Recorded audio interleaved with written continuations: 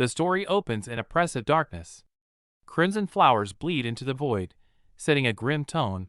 Only you can see the lies, while the rest of the world remains blind. Red smoke swirls like a curse. The irony hits hard. Despite seeing every lie, for the past 10 years, you have been the most blinded of all. The scene cuts to a snowy winter night. Under dim streetlights, a desperate scream STP shatters the silence. Trouble has arrived. Image missing. Story continues based on context. The assassin Purple Hyacinth stands high above, scythe in hand. He looks down with pure contempt, mocking the officers who think they can stop the phantom scythe. The maniac reveals his hand. He clutches a grenade in the pouring rain, threatening the entire city. Panic erupts instantly as the crowd scrambles for their lives. Even the rain can't drown out the metallic ting of the pin hitting the ground. The grenade rolls onto the wet street. The countdown begins. The explosion rips through the street. Bodies are thrown by the shockwave, but amidst the chaos, the masked assassin snatches a child and sprints to safety. Image missing. Story continues based on context.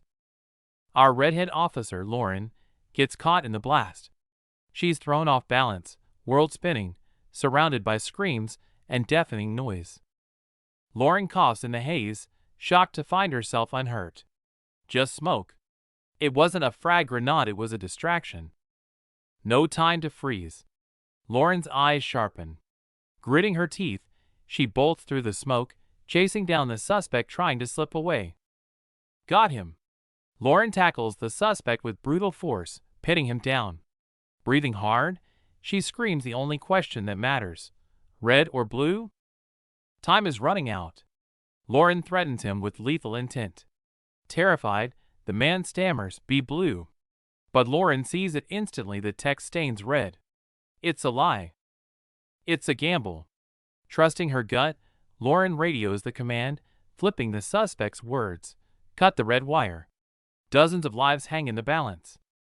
Sweat dripping, the bomb squad snips the red wire at the last second. The timer freezes. A voice crackles over the radio.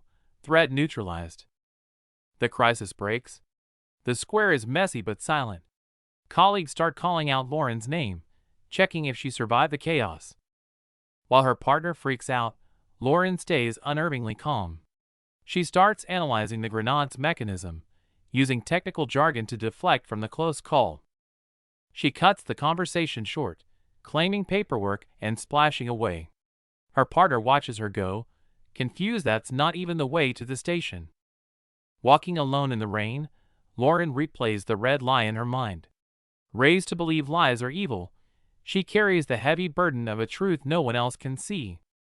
Lauren knows deep down that in a world full of lies, the truth is often crueler than the deception.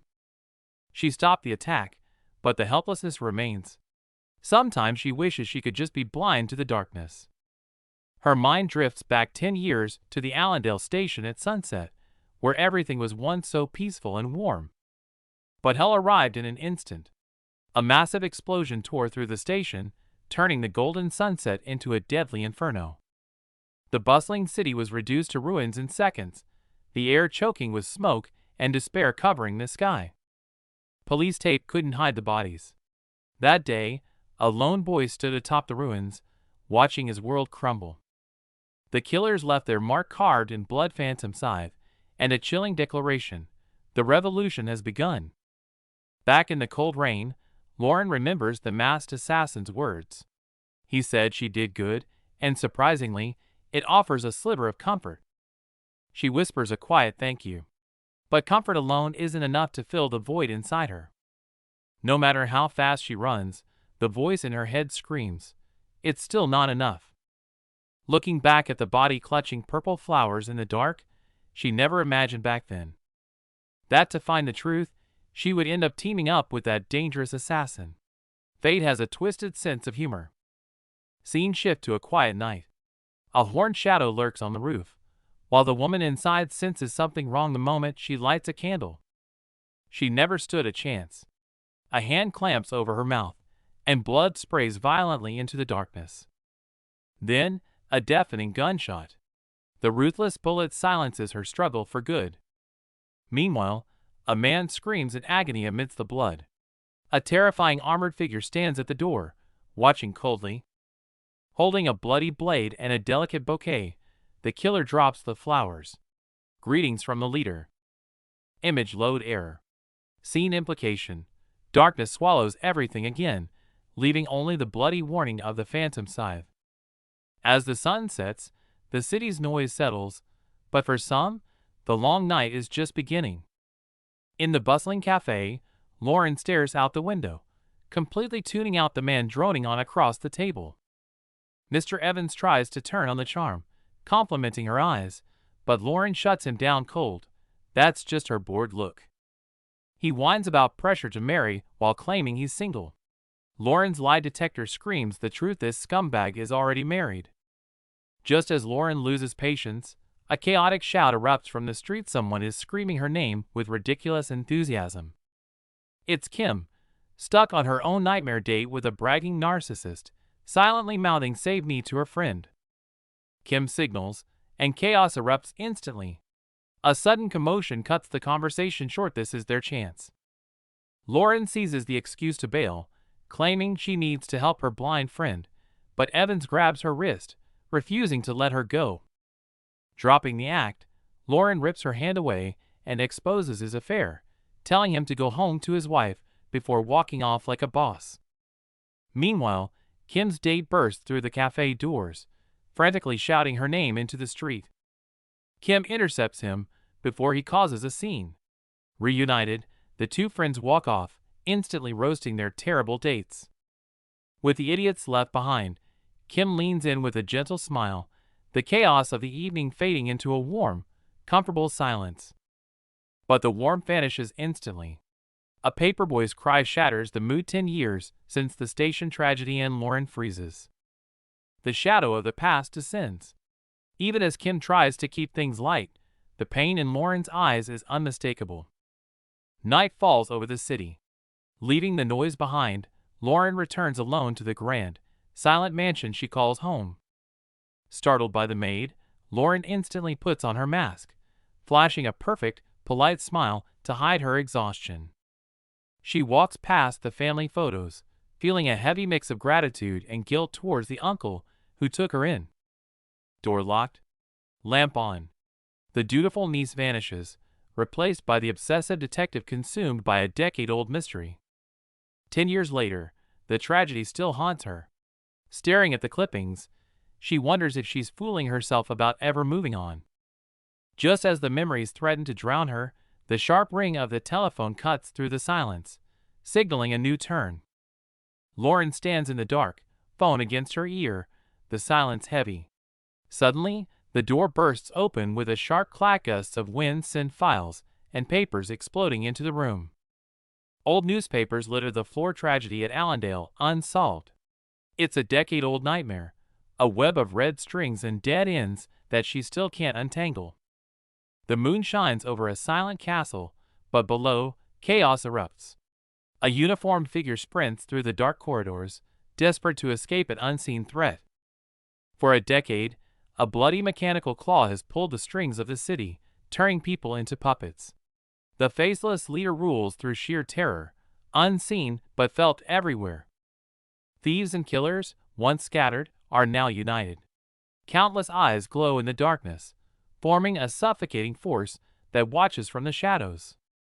They call themselves the Phantom Scythe. On this fateful night, the blade is raised again, and in the reflection, a new victim awaits their doom. The Phantom Scythe strikes again. On White River Street, Lauren pushes through the crowd, panic setting in as a frantic cry for her squad cuts through the night. Lauren arrives in her mask, bumping into William. The steady lieutenant pulls off his mask, looking resigned. Guess living close to a crime scene has its downsides. Kim is furious, dragged into a homicide case on her day off. Before William can finish his speech about local knowledge, she snaps and tells the lieutenant to shut up. The victim's memory is a blur of terror. One moment of peace, then a violent blow from behind, leaving her screaming for help, cowering in the corner. A trembling maid recalls the horror. She heard noises from Lady Grayson's room and went to check with a candle, unknowingly walking straight into a nightmare. Blood pooling on the floor, a limp hand protruding from the doorway. The gruesome sight shattered her nerves, sending her screaming down the hall in blind panic. Detective March storms in, demanding answers. Just as William prepares his team to search the house, a sudden noise cuts through the tension. Gunshot! Across the street. March curses and shields the witness. William reacts instantly, barking orders for Lauren and Kim to move out. No hesitation. Weapons lock and load. William leads the charge as the team moves in, guns drawn and ready to fire into the night. Someone escaped through the window. Lauren spots the target and screams. Ignoring Kim's desperate plea to wait, she bolts after the shadow without a second thought. She has to catch him. Lauren's eyes lock onto the target, sprinting through the maze of alleys with her gun drawn. The cat-and-mouse game is on. Lauren parkours through the steel jungle, blade in hand, relentless in her pursuit of the shadow ahead.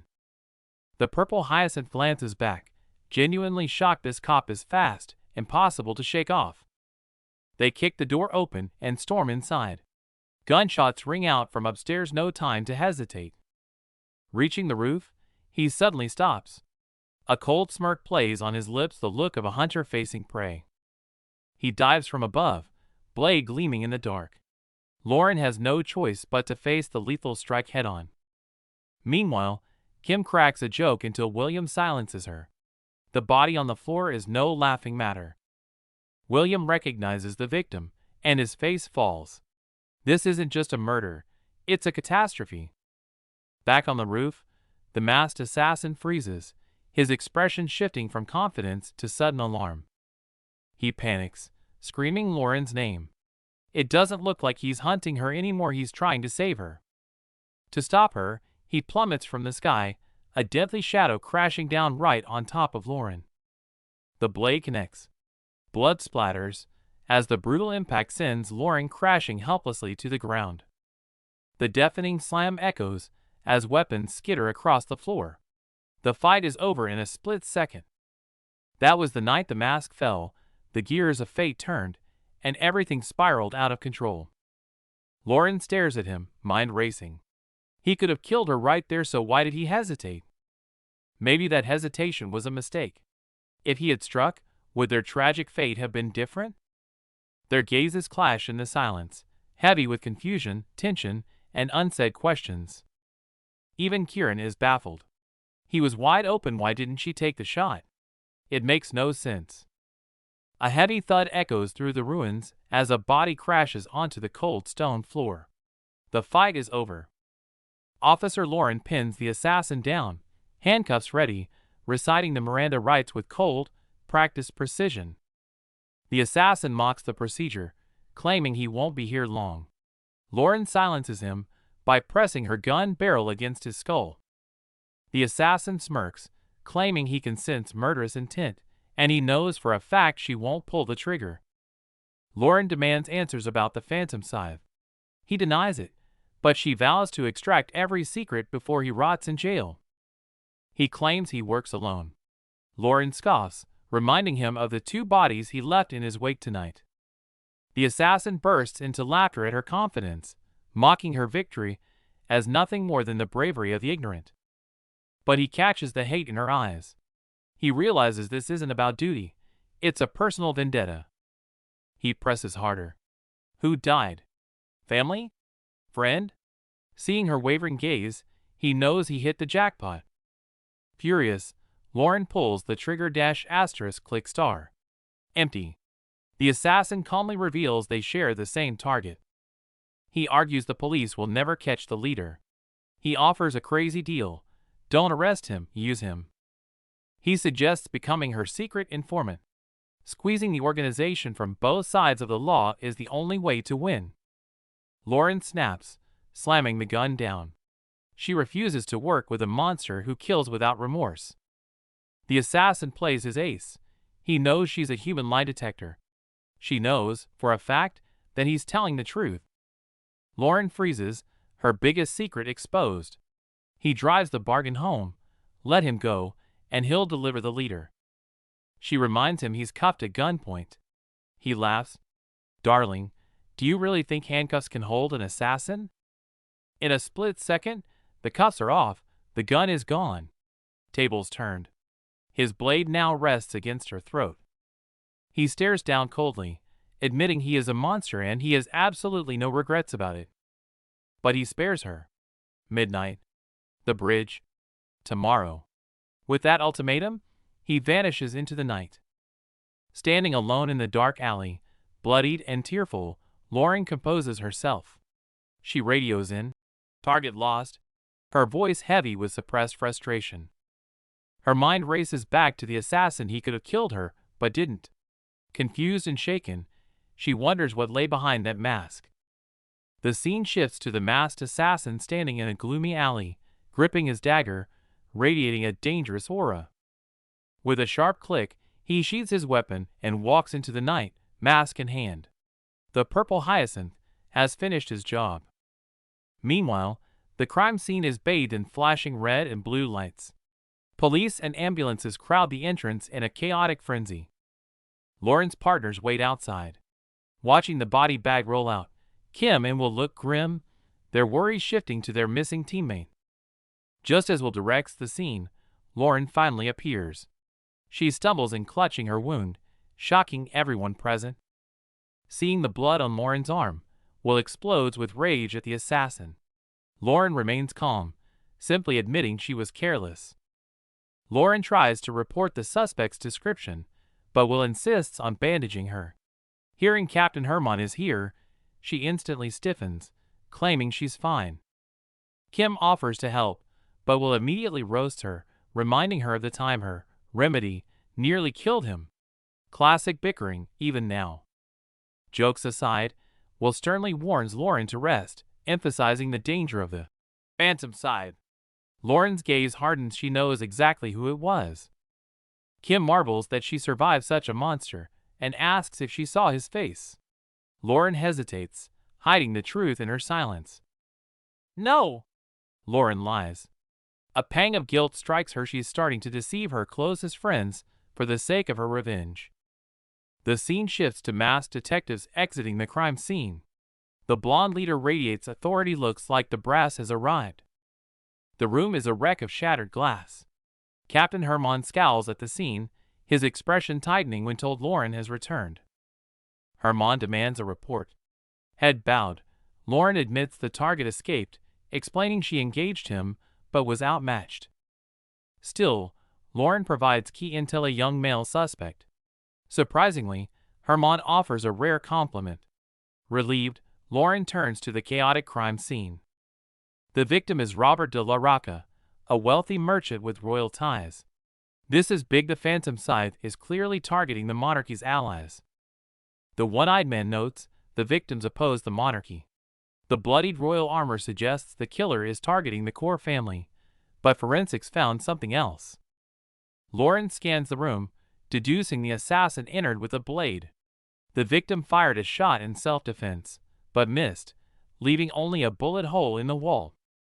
The body lies in a pool of blood, throat slit. Lauren listens calmly. Though her analysis is spot on, the detective still dismisses her from the case. Under the red light, the masked man notes the murders are identical. He realizes this is the work of the worst serial killer Arcalis has ever seen. Panic sets in. The killer vanished for ages and returned like a ghost. Lauren is shocked to learn they already know the suspect's identity. The detective replies coldly, of course they know. The killer always leaves a signature, and this time was no different. The camera zooms in on a hand holding a glowing flower. The terrifying assassin from tonight is none other than the purple hyacinth.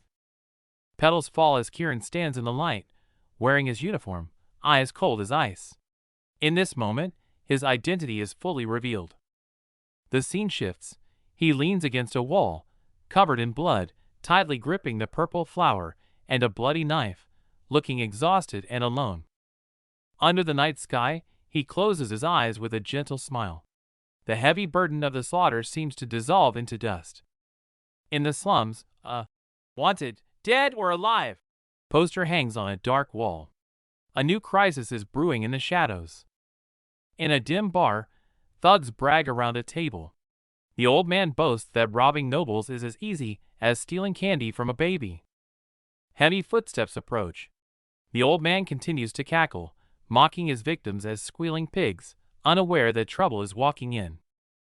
A man in a black coat walks in with a long blade, and the room erupts in panic. Gamblers pale, recognizing the terrifying Purple Hyacinth. Whispers fill the room. He's a demon from hell with the highest kill count. Someone guesses he's here to report yet another hit. A drunk fool pushes his luck, slamming a bottle down. He mocks him as the leader's lapdog, claiming he's all bark and no bite. The drunk keeps shouting, but a blade flashes instantly. Kieran draws his weapon with a cold stare, moving faster than the eye can see. Blue eyes flash with menace as the dagger slams into the chip-covered table with a dull thud, freezing the room. The drunk is pinned to the table, helpless. His terrified friends bow frantically, apologizing profusely and blaming the alcohol. Chaos erupts in the casino. A thug begs for mercy, but the dark figure shuts him down with a chilling mock. The crowd recoils in terror at the mention of the Purple Hyacinth, scrambling to get away. The scene shifts to a dank, eerie warehouse. Heavy footsteps echo alongside creaking floorboards as a shadow lurks, staring intently at a dimly lit bar door. A lone chair wrapped in chains sits in the gloom. The bloody reflection on the floor reveals a bound figure, silently screaming of the brutal torture that took place here. It's Kieran's nightmare.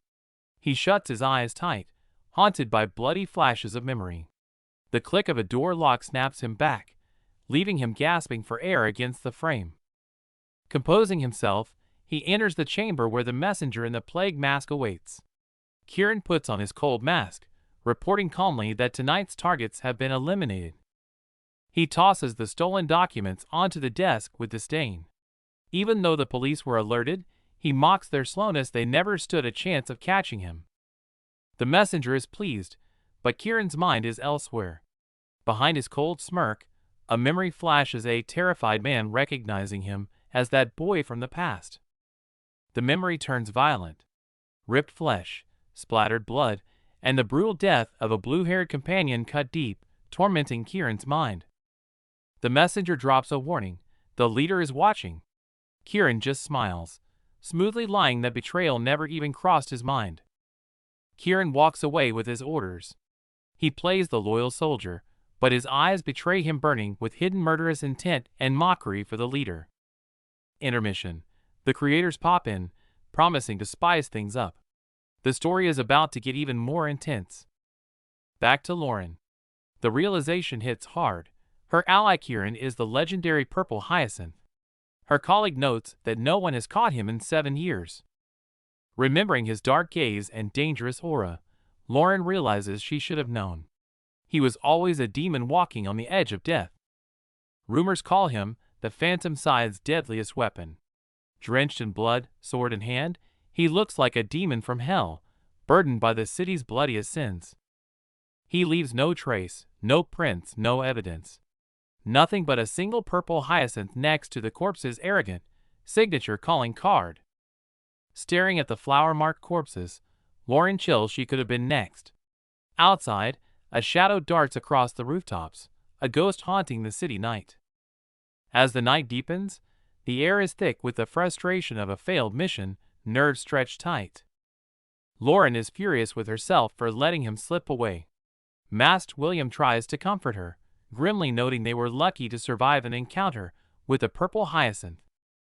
Kim holds the bloody envelope, the royal crest stained red.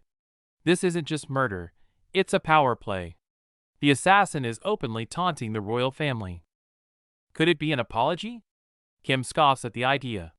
The killer's hands are too stained with blood for regret. This is a threat, pure and simple. Meanwhile, in the shadows, the puppet masters conspire. They sneer at the failed double agents who tried to infiltrate their ranks, revealing that the rats have already been purged. Back with our trio, the tension breaks as the mission wraps up. Kim hits the deck, and Will helps her up with a smirk. Was the killer after Lauren, or you? He teases. Kim shoots him a look that could kill. Will calls out from the stairs, snapping Lauren out of her trance. She shakes off her heavy thoughts and hurries to catch up. Finally out on the street, Kim yawns, ready for bed. But one look at her pocket watch and her eyes pop out, panic mode activated. Seeing the time, Kim is desperate to crash. Lauren, ever the protector, turns to Will with a glare, walk her home safe, or you're dead meat. Kim strikes a pose, drops a chow, peasants, and tries to dart off. Lauren waves goodbye, signaling Will to chase after the chaotic redhead. Will grabs her shoulder, his eyes serious. After chasing a serial killer? No way you're walking alone. Kim scoffs, I can handle myself. Will plays the old friend card until she caves. Fine, mother, Kim groans, but they fall into step together, reminiscing about the academy days. The banter softens into nostalgia. From playing cops and robbers in the garden to the real deal now, life was so much simpler back then. Gazing at the stars, Kim asks quietly, how's your mother? The smile instantly vanishes from Will's face, replaced by a heavy shadow. The usual, Will murmurs. Kim looks at him softly, offering words of hope. A comfortable but sad silence wraps around the two old friends. Cut to Will venting to Lauren. She drives me insane. Never listens. He calls Kim the worst, but Lauren just laughs, knowing he'd die for her. Perched high above, Lauren and Kieran watch the pair. Kieran listens to the commentary and watches Kim leave, dryly remarking, charming. Kieran glances at the old architecture. Glad some things didn't change, he muses. Lauren lowers her head, whispering back, and some things never will. At her door, Lauren jokingly thanks the gentleman for the escort. As Kieran disappears into the night, a faint smile touches her lips. The moment the door clicks shut, the warmth dies. Lauren steps into the dark, her eyes turning cold. This isn't about duty anymore. It's personal. Clutching the old newspaper about the tragedy, Kieran's words echo in her mind. We share the same goal. She's ready to dance with the devil to get it. Her investigation board is a web of red strings and 10 years of nightmares. She stares at the train station photo, the place where she lost everything. 10 years of dead ends. Staring out into the city night, she makes her choice. If the law can't bring justice, the assassin's blade will. Lauren stares at the cold files, looking like she's about to shatter. The bloody memories haunt her, and even though voices tell her to let go, the trauma holds tight. A message lands on her windowsill. Meet me at the bridge tomorrow at midnight. Instead of fear, Lauren takes a deep breath and lets out a sharp, determined laugh. Staring into the starry night, she makes a vow. It's time to end this once, and for all, no more running, no more ties, just closure. The sun rises over the majestic Art Hollis Police Department. The heavy doors clack open, signaling the start of a new, busy day.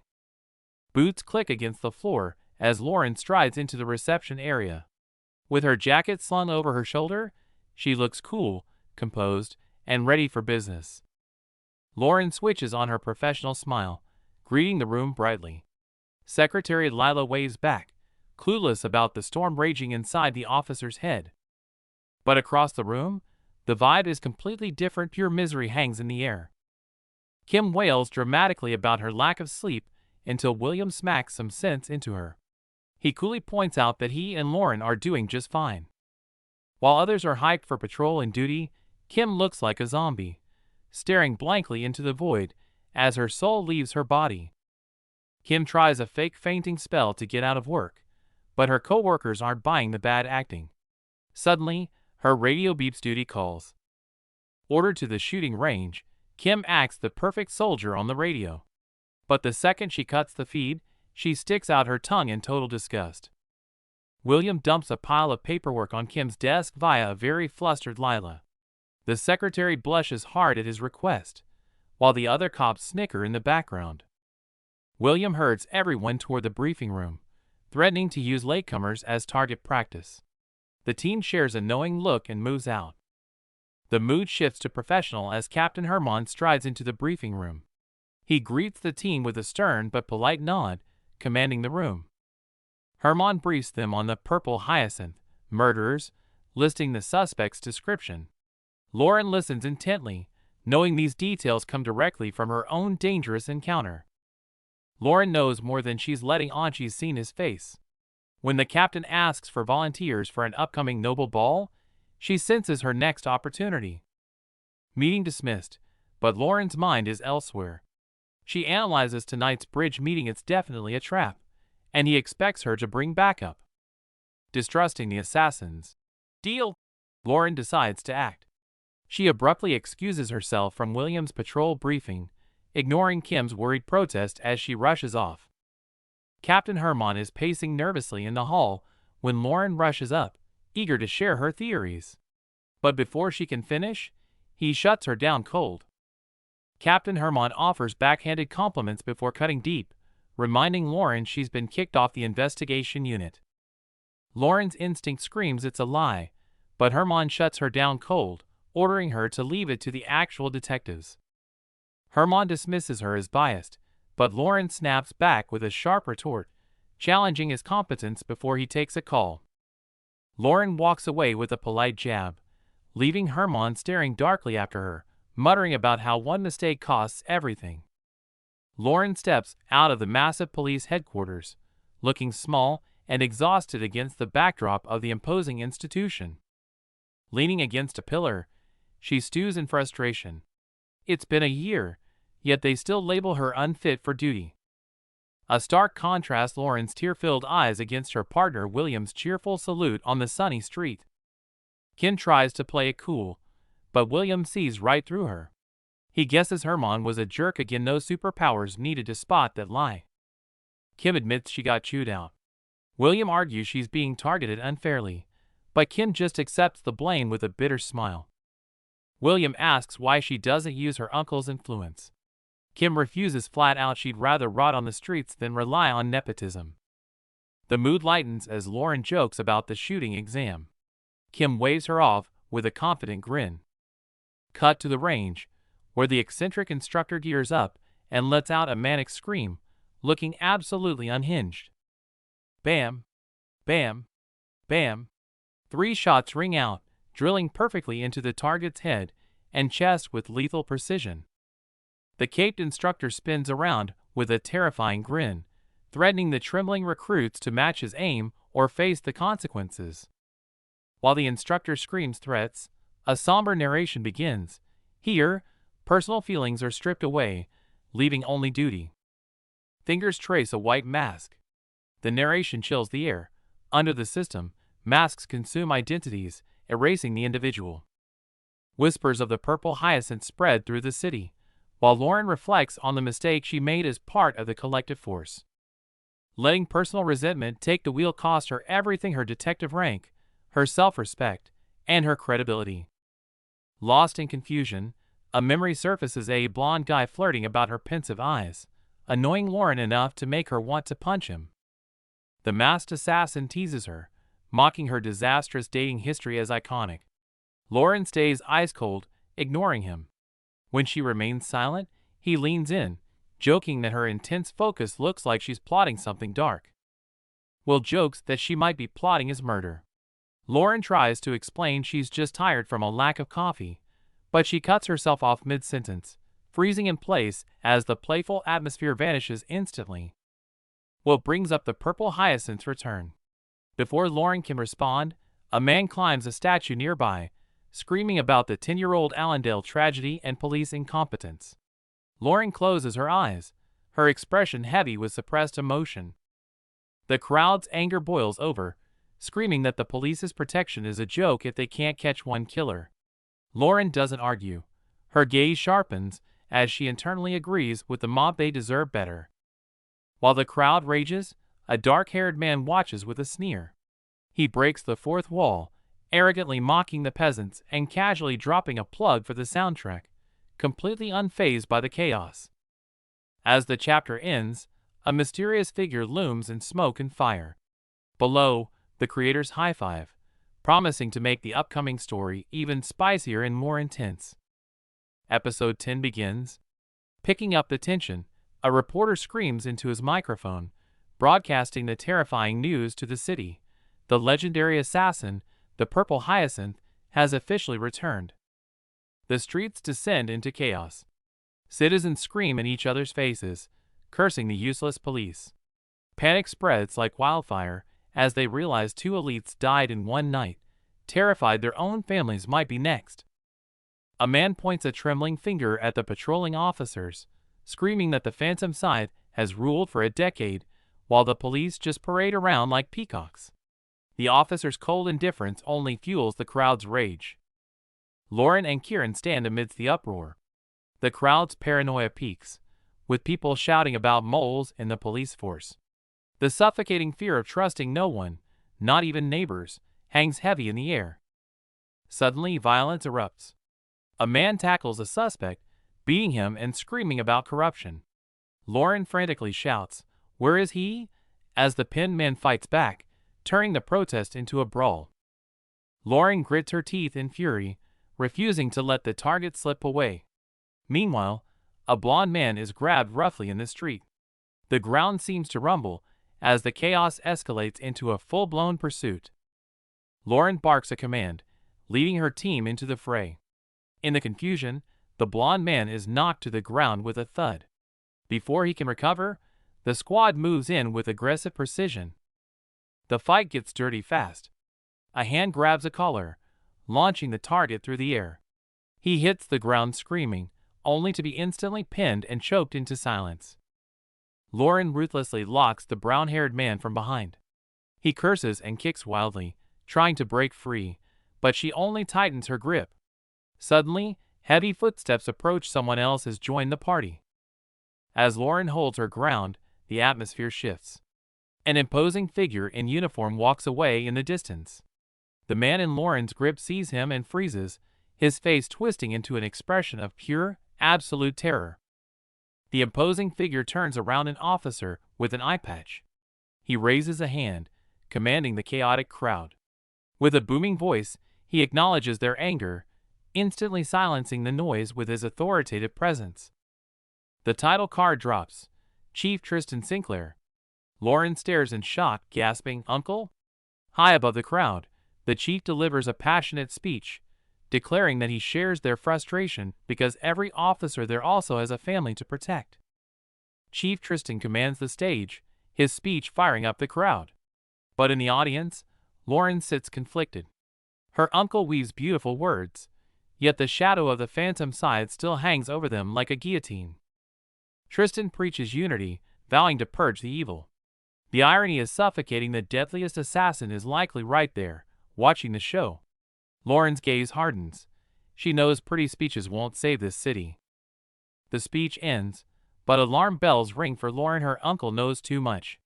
Meanwhile, a masked officer clears the crowd with practiced authority, but his polished demeanor only sends a chill down her spine.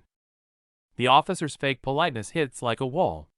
Lauren is left alone by the statue, her anger giving way to crushing exhaustion. The weight of reality settles in, leaving her feeling utterly defeated. Elsewhere, Lieutenant Hawk salutes a masked superior, thanking him for defusing the riot. The commander brushes it off as duty, his voice dripping with an authority that suffocates the air around them. Lauren storms in, demanding an arrest. But the officer turns. It's her uncle, Tristan. He greets her with a breezy smile, and the realization slams into her. They've just been played for fools. Night falls over a tense strategy meeting. Hawks argues that an arrest now would spark a riot, and the commander agrees. Lauren pushes back hard. It's obviously a diversion created by the criminals. "He lied, I know it," Lauren pleads, relying on her power. But her uncle grips her shoulder, his voice firm. "Without proof, hunches mean nothing against the law." The door of bureaucracy slams in her face. Lauren forces herself to submit, swallowing the bitter pill. Her uncle apologizes and leaves for a meeting, the picture of perfect leadership. But the cracks in her trust are starting to show. Lauren stands frozen as he walks away. The air feels heavy, stagnant. The confrontation lingers like a thorn in her side, stinging with every heartbeat. Fists clench until knuckles turn white. Knowing the criminals are right there yet being powerless is torture. Public mockery stings like a slap in the face. She feels ridiculous, a total failure. Late at night, his image haunts her. Logic screams that the purple hyacinth belongs in a cell, but her gut insists he was honest. The moral tug-of-war is tearing her apart. The clock strikes midnight, a countdown to fate. On the bridge, Lauren sheds her hesitation. If the law won't work, she'll take the risk. She decides to cross the line. Footsteps click against the pavement. Kieran, out of his assassin gear, struts through the alley. That confident, dangerous smirk plays on his lips. He knows tonight is going to be interesting. Episode 11 begins. From the darkness, blue eyes gleam with predatory delight.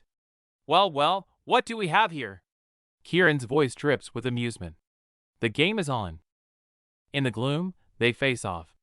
Kieran mocks her for returning, but Lauren wastes no time. She raises her gun and cuts straight to the truth. You're the purple hyacinth, aren't you? The air freezes.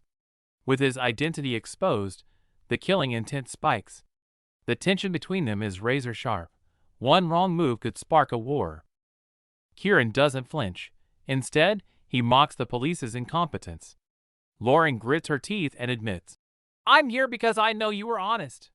Their goals, and possibly, seem to align. Why didn't you kill me? Lauren demands. Kieran leans in, eyeing her like a prize. I need to pet someone clean, yet hungry for revenge. It's not just a partnership, it's a deal with the devil. Perched high above, the assassin claims he's not a random killer. Lauren questions his trust, but he knows she's too obsessed with the truth to walk away. He reveals the organization is rotting with betrayal. To reach the feared, faceless leader and stop him, he has no choice but to become his perfect weapon. When pressed for a motive, Kieran shuts her down. He only cares about the result. Lauren doesn't back away, instead demanding to know the terms of this dangerous alliance. The assassin lays down the law, absolute transparency on intel, or they wind up dead. But personal lives? Those remain strictly off limits. He jokingly adds a third rule. No accidental, friendly fire. Unimpressed by his humor, Lauren stands her ground. She has demands of her own. Lauren draws a hard line. Strictly business, no dirty work, and her loved one stays safe. Kieran just smirks, mocking her moral rigidity. She snaps, jamming her gun in his face with a lethal threat. Unfazed, Kieran pushes the barrel down, teasing her for being so predictable with the headshots. He brushes off the threat, but Lauren is still racked with doubt, demanding assurance against betrayal. Kieran sighs, exhausted by the endless interrogation. Getting serious, he spells it out. Their fates are now linked, a game of blind faith. He opens his arms, waiting for her final decision. After a moment of struggle, she agrees. Kieran instantly switches to a welcoming grin, introducing himself properly as Kieran White. The moment she says her name, Kieran snaps. His blade flashes in a lethal strike, shattering the fragile piece instantly. Lauren dodges, disgusted by his blood-stained blade. Kieran just stands there, casually urging her to make her next move. He defends his blade maintenance with absurd logic. Lauren sighs, sheathes her weapon, and decides to seal this pact the hard way. Without a word, she slices her own palm and offers her bleeding hand. No more words, this is a blood oath. As their bloodied hands clasp together, the dangerous game between cop and assassin officially begins. Deal sealed, Kieran immediately takes off running into the night. Lauren follows, bewildered, demanding to know where he's dragging her. Damp tunnel, cold air. Kieran opens the iron door with mock politeness. Lauren walks in, suspicion written all over her face. Inside, it's a chaotic mix of bedroom and backstage. Kieran shouts home sweet home, but the vibe is strictly eerie and unsettling. Lauren is stunned she's actually in the assassin's lair. Kieran smirks, teasing her about his interior design to break the heavy tension. Silence falls. Lauren's eyes go cold. In a split second, she draws her blade. The joking is over. Lauren strikes hard. Kieran calmly grabs a weapon, complaining that talking is boring. He prefers a sharp, violent spar. Blades clash. Lauren boasts about beating him before. Kieran scoffs, claiming he held back, grilling her for intel mid-fight. Lauren dodges a lethal swing, reciting intel. An anonymous leader and 13 apostles orchestrated the massacre years ago. Blood-written slogans flash in her mind. Kieran blocks her strike, cynical. Desperation and hunger make people believe any lie. Kieran explains the cult's appeal to the poor. Lauren, losing ground, breathlessly lists the apostles who died from infighting and suicide. Kieran dominates the fight. Overwhelmed, Lauren's mind is forcibly dragged back to the nightmare of the Sunny train station. The memory of the celebration shatters into fire and debris. Back in reality, Lauren recites the grim toll: 243 deaths. She dodges blades while counting casualties: 328 wounded, 176 missing. Grief weighs down every move. Tears almost spill, but she freezes the grief instantly. Eyes snapping cold, she grabs, kicks, and launches a vicious counterattack. Kieran slams her to the floor, pinning her down. Trapped but not broken, Lauren shoots him a defiant, fiery smirk. Kieran looms over her, demanding answers. The position is intimate, but the stare-down is purely dangerous. The scene freezes in deadlock. Neither yields. The wrestling match for the truth is just getting started. Lauren apologizes for losing focus, but Kieran mocks her instantly. Try not to fall asleep when sparring an assassin.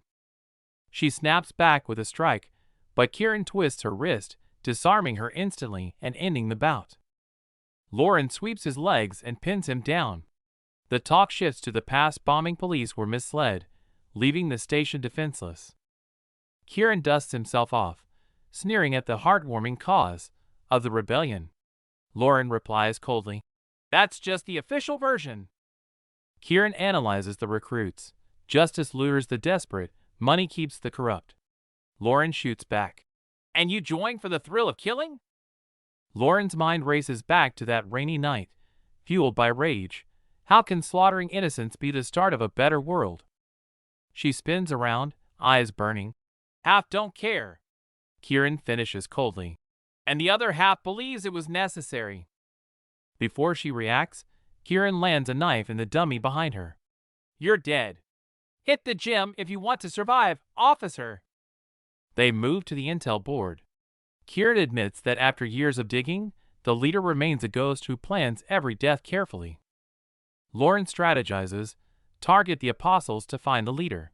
Kieran plays with his dagger. "Great plan, except their identities are unknown too."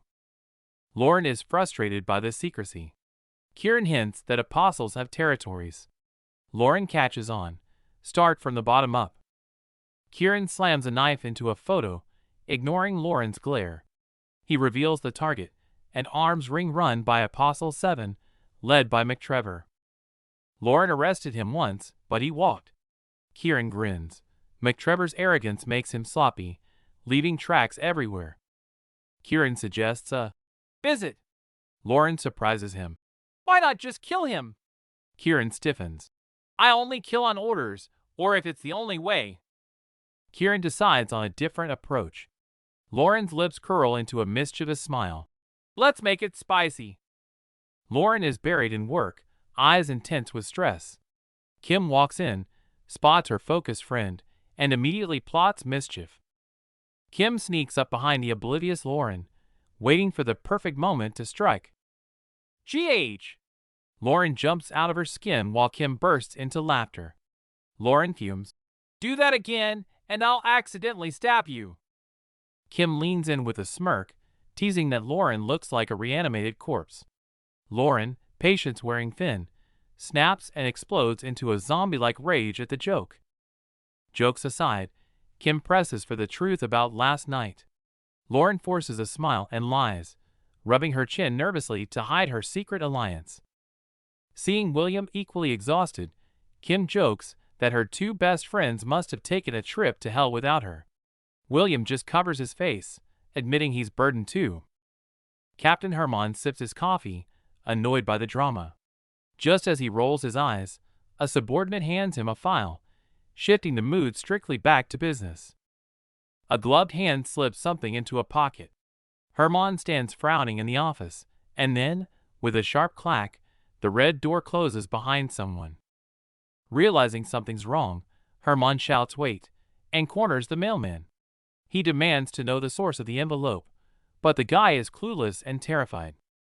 In a dimly lit stairwell, a figure moves with urgency. He cracks open the black folder, and his eyes widen in shock at the glowing contents within. At 9:30 sharp, work stops. Hermann holds the file aloft, demanding to know who's responsible. The officers exchange confused glances, completely baffled.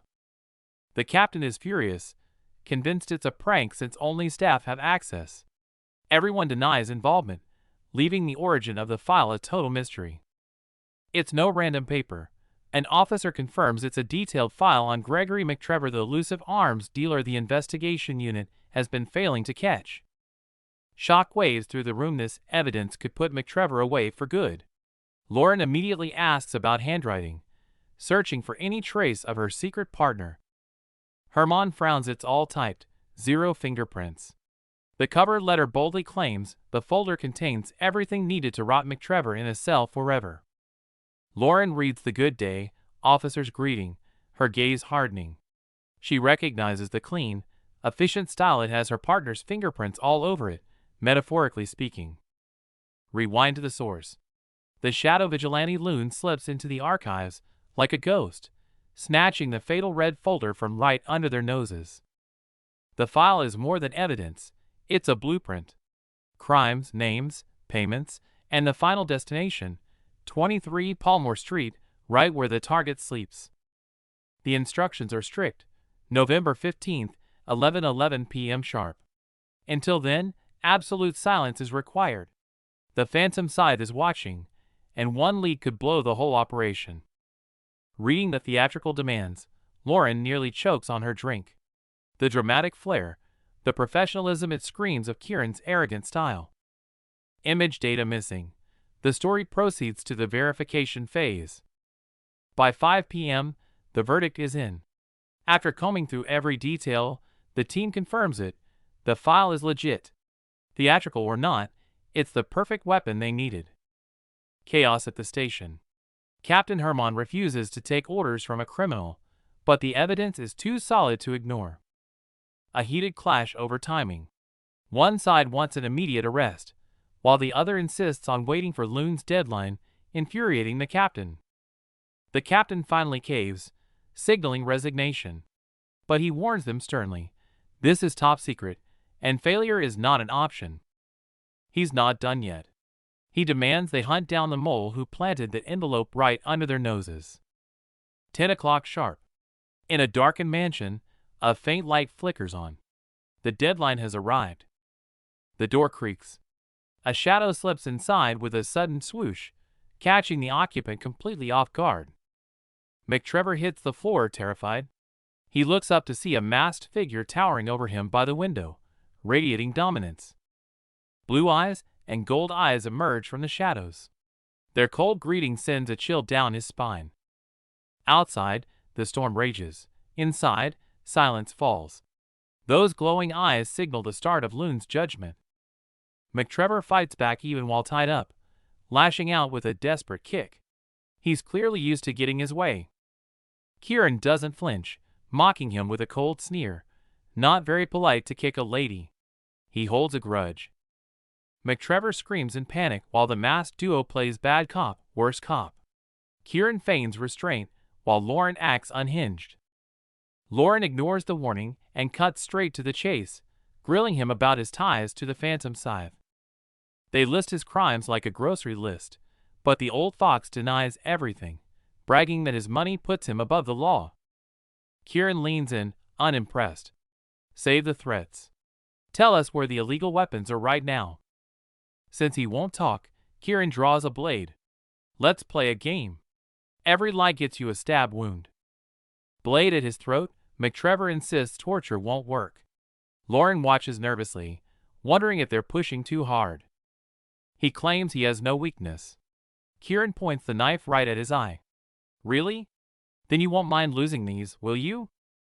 In the interrogation room, the masked Kieran torments the merchant, insulting him while his knife accidentally slips into the man's flesh. Before the merchant can recover, Kieran slams a heavy file into his face, silencing his screams with a brutal thud. The merchant cracks, screaming for him to stop, but insists he's just a legitimate accountant working alone. Ignoring the excuses, Kieran sifts through the burnt letters and pauses at a photo of a young man, his eyes narrowing. The merchant claims the guns are just for fundraising, but Kieran's cold right cuts through the lie instantly. Sighing, Kieran organizes the files and turns to his partner in the shadows. Recess is over, children. You're up.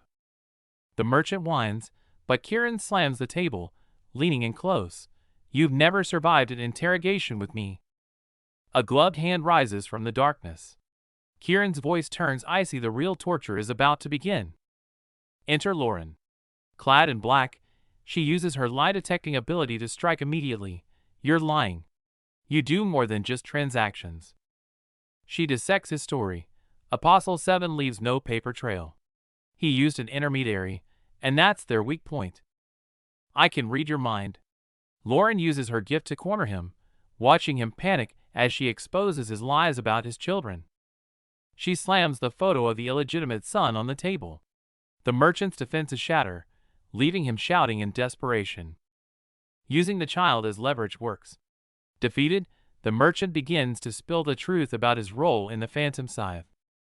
Names drop: Anslow, Flemings. But Lauren presses harder. Where exactly are those weapons going? At the mention of rebellion, he screams, finally revealing the cult's fanatical goal: to overthrow the royals. As he rants about the revolution with fanatic eyes, Lauren smiles coldly. See? Honesty is easy, even if the truth is chilling. The moment it's over, they start bickering. Kieran calls her subordinate, and Lauren snaps, I hired you. Kieran mocks her dead-end investigation. She mocks his ego. The tied-up prisoner watches, utterly confused by their childish arguing. The prisoner asks if he can leave. No. They scream in unison, instantly turning back to demand his transaction records. The interrogation room is suffocating. Kieran, the masked tormentor, toys with his prey, pointing at cabinets. McTrevor screams denial and terror, but his panic betrays him. Gotcha. Kieran yanks out the sealed file: McTrevor's death warrant. He twists the knife, mocking the man. Police are en route. Enjoy the next 20 years behind bars. The final nail in the coffin. Kieran flashes a photo of a child, shattering McTrevor's resolve. Want the kid to live? Keep your mouth shut and tell the cops 2 men did this. Precision timing. The clock hits 11:11 just as sirens wail outside. The pink letter and the stage scene await the police, exactly as planned. According to the script, it's a brutal turf war. A thug in red guns down the man in pink. Chaos erupts, a violent fabrication McTrevor must memorize. The dust settles. Moonlight floods the empty desk where the mysterious duo Loon left their mark. They vanish into the night, leaving only a legend behind. Morning light bathes the European town, lilacs swaying in the breeze. Beneath a peaceful facade, the heavy doors of truth and justice stand solemn and imposing. Lauren stands by the window, but the sun offers no warmth. She can't believe the deal worked. Yet, the guilt of partnering with a criminal eats her alive. The station is buzzing.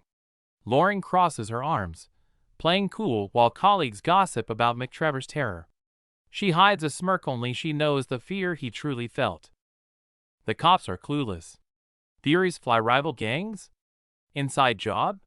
The more they guess, the further they drift from the truth. Forensics is baffled: not a single fingerprint. A young officer can't help but cheer, hailing this mysterious loon as a hero of justice. Not everyone is buying it. Some sense a trap.